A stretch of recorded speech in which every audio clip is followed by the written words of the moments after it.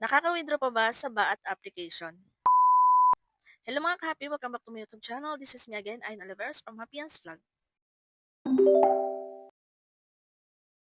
So may nagtanong dito kung nakaka-withdraw pa ba sa BAAT application. Ayan. Dati meron akong BAAT application kasi yung agent namin hindi kami na-guide and then yung nakiklaim kasi namin na beans sa isang oras na pagtatask is 100 lang. Kaya nag-stop na rin kami. And then, hindi ko na rin yan ma-open. So ngayon, this year is gumawa ulit ako ng aking account sa Bata application and then iba na rin yung agent.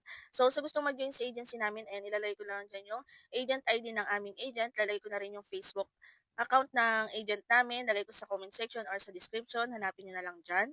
Pwede nyo siyang kontakin kung gusto nyo pa mag-join sa agency niya. At sa mga wala pang Bata application, pwede nyo rin i-download. Nasa ating comment section din yung link. And then, si Bata application is audio live lang po yung tasking natin dito. So, yun yung kagandahan. Kaya sa mga ayaw dyan mag-solo live, ayan, pwede sa inyo si Baat application. Kasi mga B, iwanan nyo lang yung cellphone nyo dyan habang nakatasking, nag-audio live kayo. Ayan, may magagawa na kayo. Pwede nyo gawin yung mga gawaing bahay nyo or kung nagtatrabaho kayo, di ba? Kaya maganda to kasi hindi na natin kailangan na bantayan pa yung camera natin, bawal tayong mawala sa harap ng camera. So dito, kahit iwanan natin yung cellphone natin, tuloy pa rin ang tasking. At ngayon, pag-uusapan natin yung pag-withdraw dito kay Baat application. Pero bago yan, sa mga Popolive users po dyan na bumibili ng coins kay CocoDP, may pa coins reward po ulit si CocoDP. Abangan nyo lang po yung mechanics natin sa dulo ng video na to. 7,000 coins po ulit in Popolive yung pwede nyong mapanalunan. And then, proceed na ulit tayo sa ating topic. Dito nga po pala kay Baat application is 4,000 beans yung ating makiklaim kapag new user task ka. Straight 7 days po kayo mag-tasking 4,000 beans. Every day po yung makiklaim nyo. 2 hours tasking po yun. So, meron kayong makiklaim na 1K beans every 30 minutes. And then, after 7 days, kapag ordinary host ka na, is 1K na lang po yung makiklaim nyo. So, meron na kayong makiklaim na 250 beans every 30 minutes. So, 2 hours tasking pa rin po, 1K beans yung makiklaim nyo. So, okay na rin yung mga B kasi kapag naipon naman po yan is malaking bagay na rin yan. Kapag nakaipon kayo ng 100,000 beans, ayan, pwede nyo nang sahurin, 500 plus pesos na rin yan mga B. So, ayan, paano nga ba mag-withdraw? Pagdating nyo dito sa inyong application, punta kayo sa inyong beans. And then, dito nyo makikita yung mga withdrawal method. Siyempre, pwede nyo exchange yan. Pwede nyo rin i-cash out. So, may mga available tayong withdrawal method dito.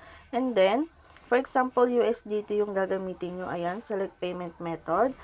Lagay nyo lang yung USD address niyo and then fill upan nyo lang yan mga B. Kung Gcash naman yung gagamitin nyo, ayan, hanapin nyo yung Philippines. And then, select payment method and then click nyo yung Gcash.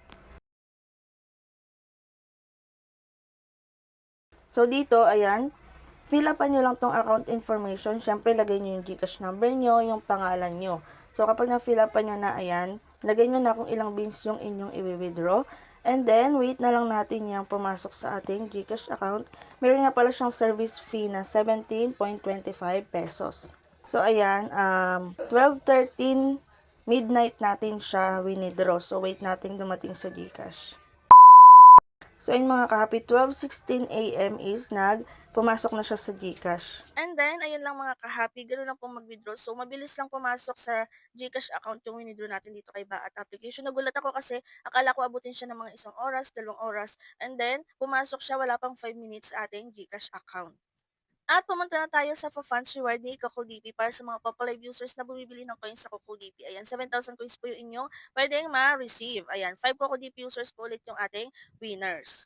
So, paano sumali? Click nyo lang po yung link natin dyan sa ating pinned comment para ma-redirect po kayo sa website ni CocoDP. So, dito sa kanyang website mga B, ayan, maraming mga gaming application, iba't ibang mga gaming application po yan, and then mga live streaming application na available kay CocoDP. Meron din siyang e-load. And then, sa bibili ng coins sa Popolive, click nyo lang si Popolive. Ilagay ninyo yung Popo ID. Make sure po na tayong Popo ID na ilalagay ninyo para hindi masayang yung coins na bibilhin ninyo. And then, pumili kayo kung ilang coins yung bibilhin nyo. Pero kung mag-join po kayo sa pa-event, 7,000 coins po yung kailangan yung i-avail. And then, pumili kayo ng payment method na gagamitin nyo. Nandiyan po yung mga available payment method. Kung kukoy ng inyong gagamitin, meron po kayong discount. And then, ilagay ninyo yung email address and then click buy now at ma-redirect po kayo sa anong payment method yung gagamitin nyo para mag-proceed ng transaction. And then, ganitong screenshot po yung kailangan yung isend sa aking Facebook account. Ayan. kailangan po ganyang screenshot para maging valid po. So, auto-invalid kapag hindi po ganyang screenshot yung isasend nyo. May mga nagsisend po kasi ng screenshot na hindi ganyan. And then, pwede nyo rin i-follow si Coco DP sa kanilang Facebook page. Ipopost sila dyan ng mga iba't ibang mga pa-discounts nila, events, ayan, may mga announcement din sila dyan kapag may mga bago sa kanilang website. Pwede nyo rin ako i-follow sa aking Facebook page. Nagpo-post din tayo dyan mga ng ating mga tutorial. May mga pag-giveaways din tayo dyan. Nagbibigay tayo ng mga gifts in Papa Live. So, basahin nyo lang mabuti yung mga mechanics. So, yun lang mga ka-happy for today's video. Ayan, kung may matanong po kayo, pwede kayo mag-comment or i-check natin playlist. Nandiyan yung mga free earning app tutorial natin dyan. Baka sakali nandiyan mga hinahanap ninyo. At kung hindi pa kayo nakasubscribe, ay mag-subscribe na kayo para updated kayo sa mga susunod nating videos. Yun lang and thank you for watching.